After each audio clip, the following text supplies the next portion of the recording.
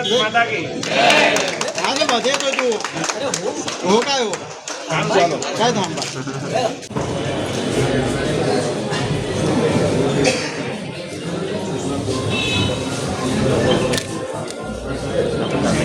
नहीं आ रहा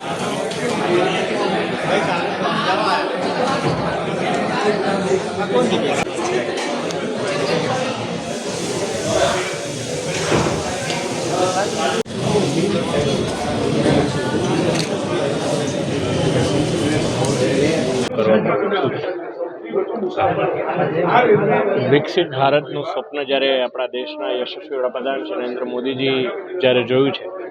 ત્યારે વિકસિત ભારતની અંદર વિકસિત વડોદરાનું શું યોગદાન હોઈ શકે આજે એનું પ્રતિબિંબ આજે વડોદરા રેલવે સ્ટેશન ખાતે અમે જોયું છે અને આજે રેલવે સ્ટેશનની અંદર એક ડિજિટલ લોન્જનું ઉદ્ઘાટન આજે કરવામાં આવ્યું। મારા સાથે સયાજીગંજના લોકપ્રિય ધારાસભ્ય શ્રી કેયુરભાઈ રોકડિયા અને તમામ કાર્યકર્તાઓ સાથે ઉપસ્થિત રહ્યા હતા। આદરણીય ડીઆરએમ શ્રી, આદરણીય આપણા જે રેલવેના અધિકારીઓ છે, સૌ સાથે મળી અને આ ડિજિટલ લોન્ચનું અમે આજે ઓપનિંગ કર્યું। આપ જે પ્રકારે એરપોર્ટની અંદર જોતા હોવ છો કે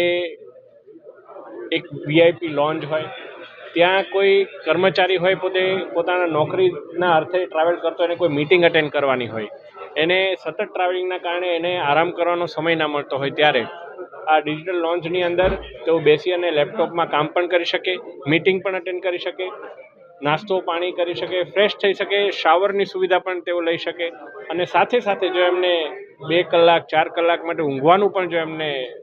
જરૂરિયાત હોય तो तेओ ते आराम पण करी શકે। किसी को मतलब लाइट इतना ही रहेगा या और लाइट किसी को 5-6 घंटे के लिए नमस्कार।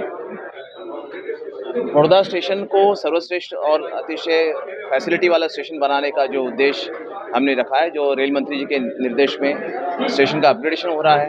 आपने देखा पहले स्टेप में हमने स्टेशन की सफाई जो है उत्कृष्ट कराई है।